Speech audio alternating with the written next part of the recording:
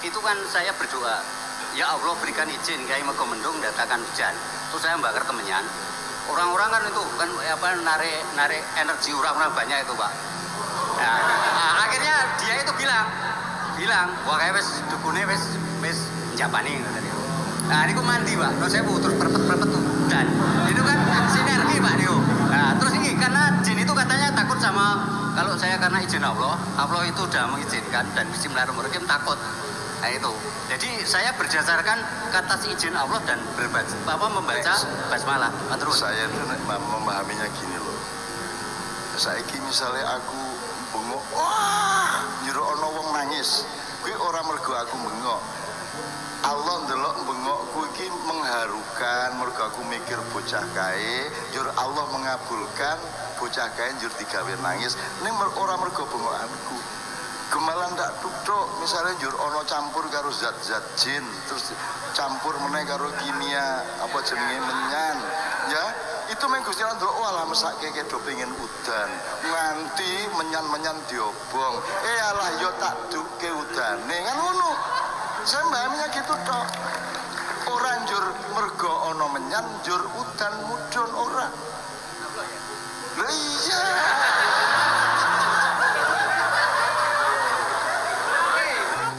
Nabi Musa membelah segoro, jeret.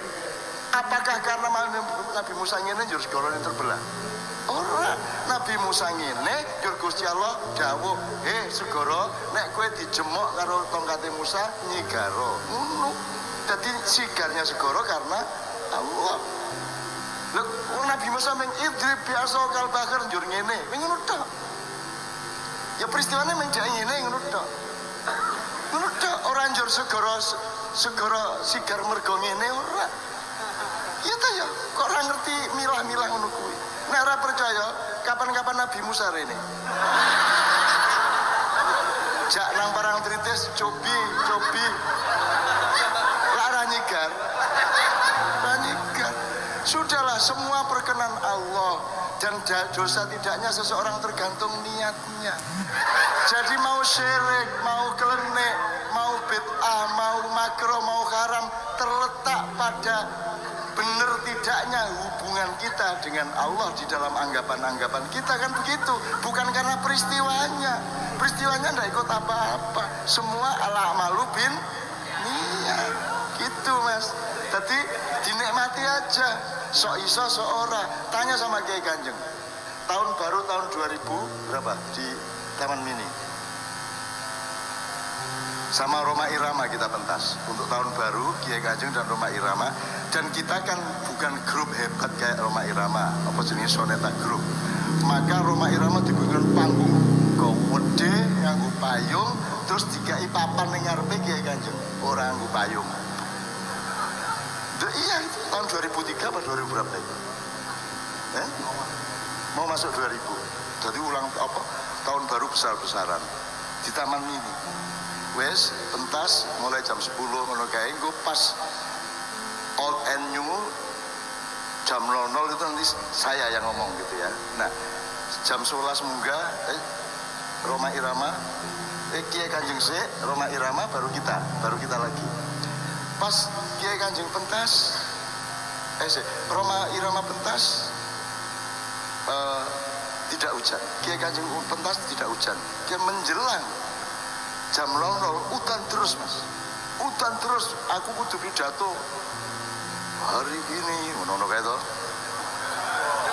Sutara. Udan terus Mas. Iki panggungi Roma Irama, Kiai Kanjeng ning ngarep ora ono payone. Udane iki miring Mas. Set mlebu rene iki. Kiai Kanjeng ora kena kene klebus. Kiai Kanjeng garing sing sonetane klebus mergo udane miring. Wis arep dikelenek ya piye? Dan kemudian selesai pentas sekitar jam 1 saya didatangi pawang yang dibayar untuk acara itu, dan dia langsung datang ke tempat transit, sujud ning ngarepku nyuwun ngapunten Cak, kula mboten ngertos nek panjenengan ingkang iku apa. Jadi dia merasa bahwa aku ini pawang hebat. Udan terus kok malah sing payungan sing kena, sing ora payungan ora kena. Dianggap mungkin sekti banget ora. Kuwi Gusti Allah iki meng Jibril udane gawe miring ya. Meng ngono tok. Meng ngono tok. Udane miring, Mas. Kan hujan itu ada batasnya toh. Dalan kene udan kono ora. Jadi ada batas pinggirnya. Nah, iki pas ning pinggir. Nah, sing pinggir iki mlebu rene, sing kene ora udan nganti kono ora udan. Gitu loh. Yo aja bangga ya pancen Gusti Allah ming kuwi mau. Kayak mesake kere-kere kae. Ados kaya jo ora dikae payung walah kono bril mesake karo bril kono udane di enggokke sithik ngono. Ini rasa bangga, rasa menganggap kita hebat. Pokoknya bebaskan dirimu dari kebanggaan duniawi. Tidak ada yang hebat, tidak ada. Rumus kita sangat jelas. La haula wala quwata wala sultana illa billahil aliyil azim. Jadi saya insya Allah tidak akan keder terhadap segala macam pujian atau hinaan siapapun kepadaku, karena aku itu sekedar menjalankan udan miring. Terus ngono kuwi tok. Ya Pak ya. Jadi sampean terusno Pak iku. Nek diarani ana jine, muga-muga dongake kamera jine ngono ya. Ora masalah wong jin kok dibenci. Sing ora entuk nyang-nyangan, transaksi, kerjasama untuk kepentingan dunia. Kalau kerjasama untuk beribadah kepada Allah tidak baik. Karena Nabi Sulaiman pasukan utamanya jin. Tenaga teknologinya Nabi Sulaiman jin kabeh. Risetnya jin. Itu loh, sehingga piring terbang Nabi Sulaiman pergi ke angkasa, ke galaksi jin. Gedene sak danau kayak piring terbangnya. Wah, aku ngati, gede tenan ngono aku. Lho, kowe ora tau ndelok aku sok keliling-keliling ngono kuwi. Itu. Ning rasa gumun, rasa klenek, rasa syirik, artinya tetep la ilaha illallah, la haula wala quwata illa billahil aliyil azim. Tetap di situ kita berdiri. Selebihnya kita takjub kepada Allah. Tidak usah takjub kepada siapapun yang lain. Itu nih Pak G. Terus G Pak G. Nek enten jine rada nakal kondo kula. Nggih. Utawa sebut jeneng kula. Nggih. Iku mengke Pak Ibnu niku buktine Pak. Nggih, kula siapa? Tapi kan penyupport dana Pak Ibnu. Aku rada kondang ning kono Pak. Dadi nek enten ngoten-ngoten mungkin kondo kowe tak undangke Cak Nun piye ngono ya. Ngoten cukup. Ojo to, ngono mesti ngono kuwi. Sing kesurupan mesti ngomong ojo to kuwi. Takoke Joko Kamto kuwi. Orang kesurupan ning omahe Joko Kamto ngono kuwi anggere ana wong Kiai Kanjeng sing tuku, "Was, anak buah Cak Nun meneh." Wah, ya wis tak lunga ngono kae. Joko Kamto ndi?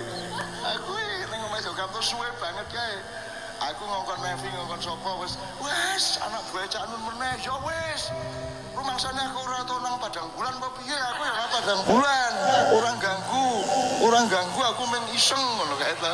Jeneng ki aku iki jebul aku iki kondang di medsosnya jin. Sugih yo ben, melarat yo ben, ora masalah. Sing penting aku tetep madhep mantep. La ilaha illallah Muhammadur Rasulullah. Ngono urip kuwi. Kalau sampean jadi wali itu nggak tahu bedanya antara ayam itu melahirkan telur atau telur lahir dari ayam dengan ayam itu lahir dari batu. Itu nggak tahu bedanya. Apalagi Nabi itu malah nggak kepikiran kalau itu ada bedanya.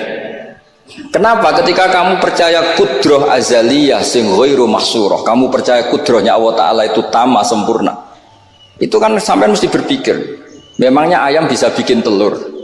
Memangnya telur punya kemampuan apa untuk menjadi ayam? Jadi sampai tahu betul kalau ayam itu tidak ada kudrohnya sama sekali, tidak ada kemampuan sama sekali untuk melahirkan telur tercipta jadi ayam. Artinya apa? Meskipun sesuatu itu sudah adi, sudah biasa, tetap yang ada adalah kudratullah, bukan hukum adat yaitu ayam menelur. Sehingga seorang nabi itu, misalnya Nabi Soleh ditanya, apa bukti mujizat kamu? Saya minta unta keluar dari batu besar ini. Jadi Nabi Soleh, ya nggak apa-apa. Karena beliau itu tahu betul ketika unta lahir dari unta, itu memangnya unta bisa apa? Memangnya unta iso gawe unta, ayam iso gawe telur. Semua itu ada kudroh azaliyah, ada kudrohnya Allah. Nah wali dan apalagi nabi itu tahu betul itu. Sehingga ya nggak ada bedanya. Misalnya para nabi sampean tanya, ayam bisa melahirkan telur, apa batu ini bisa melahirkan telur? Ya jawabnya bisa. Sehingga ya betul lah, terus ada Naqatus Sholeh itu keluar dari apa? Batu. Dan Nabi Soleh biasa saja karena beliau memang Nabi. Rasulullah ketika sahabatnya kelaparan, terus diundang Jabir, masakannya sedikit. Ya beliau bilang ini masakan harus jadi banyak. Ya banyak, untuk orang sekian ribu cukup.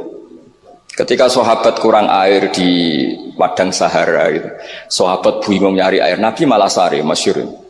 Sare, terus ya santai aja ketika beliau dilapuri kurang air, terus ya sudah minum air dari sini, terus fana ba'al ma' min baini asabi'i.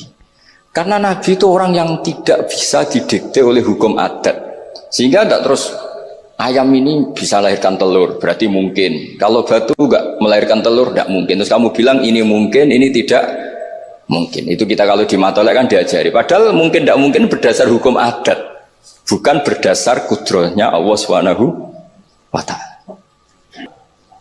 Sehingga para nabi itu gak kepikiran, misalnya Nabi Ibrahim itu gak kepikiran kalau api itu bisa membakar, karena beliau tahu api apa punya ikhtiar, api apa punya irodah, punya kehendak, api apa punya cara yang diinginkan api itu untuk membakar saya, kan tidak juga, dia benda mati, pasti itu murtangan Allah. Sehingga ketika beliau mau dibakar ya santai aja, beliau nggak tahu bedanya di sana sama di sini. Semua nabi itu begitu, ma kunta tadrimal kitabu walal iman. Makanya semua nabi itu rata-rata ummi itu ya pokoknya sudah begitu. Makanya disuruh berdoa ya nggak mau. Kata malaikat Jibril, saya Jibril untuk nolong kamu. Tidak, saya tidak butuh kamu.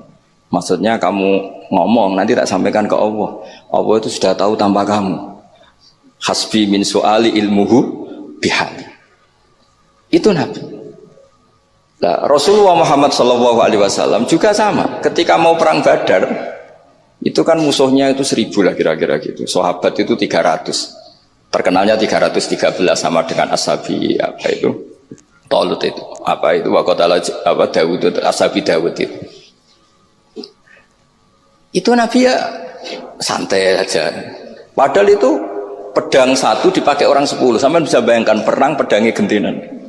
Tidak bisa kan? Tapi Nabi karena diutus Allah ya jalan saja. Dia santai. Karena bagi Nabi itu nanti ada kudratullah. Betul. Ternyata perang musuhnya 1000, musuh 300, yang satu perlengkapan lengkap, yang satu gentenan pedang. Perang yus. Dibacok sih nyelip pedangnya kalau musuh kan yur gak iso bayang. Singkat cerita terus masyhur itu Nabi terus berdoa, ya Allahumma Allahumma intuhlik hadil isobata lam tu'bad ba'dal yaum. Walhasil terus ada pertolongan dari Allah. Artinya Nabi nganggep ini gak penting 300 apa 100. Orang menang tuh ya karena bi qudratillah. Begitu juga di perang Khandaq sehingga Nabi itu pernah minta kakinya kambing. Kaki yang depan namanya dirok. Dirok itu 2 kan, namanya kaki depan itu dirok. Coba ambilkan dirok itu, ini ada tamu, diambilkan. Terus diambilkan lagi, ambilkan lagi 1, diambilkan. Terus ambilkan lagi, bukankah kambing diroknya hanya 2 ya Rasulullah? Andai kan kamu langsung ngambil, pasti tetap jumlah itu ada. Karena ketika Nabi ngendikan ini jadi konstitusi. Jadi kemana malaikat kudu melok ribet Nabi ngendikan. Ya masyhur kan Nabi khutbah padahal pas musim kemarau nggak mungkin hujan cara hukum adat. Ya Rasulullah khutbah itu suwi-suwi niki wong bingung perkara ana udan. Pun pokoke niki bingung halakatil amwal mergo gak ana udan. Niku Nabi langsung ngendikan udan. Bareng udan minggu berikutnya wong kebanjiran sakniki mboten rusak krana kemarau tapi krana banjir. Niku Nabi ngendikan Allahumma hawalena wala ini langsung mari. Artinya Nabi itu gak bisa didikte terus. Ini secara ilmu falak, ini gak musim hujan. Nah, kiai kan perhitungan, gelem istisqa sausé didelok wis musim dadi istisqa. Kula ndek kanca kiai ahli falak, niku kon istisqa ora gelem. Tak takoki kena apa? Tak hitung cek suwi kesudan nih. Engko ora ketara ra mandine dadi dekne ngenteni. Wis, yo ono kiai rondo politik ngoten yo. Tangan-tangan yo bener timbang terkenal ngobos kan nurono reputasi dadi. Iya. Tapi kalau nabi itu ndak. Nabi itu makun tadrimal kitab walal iman.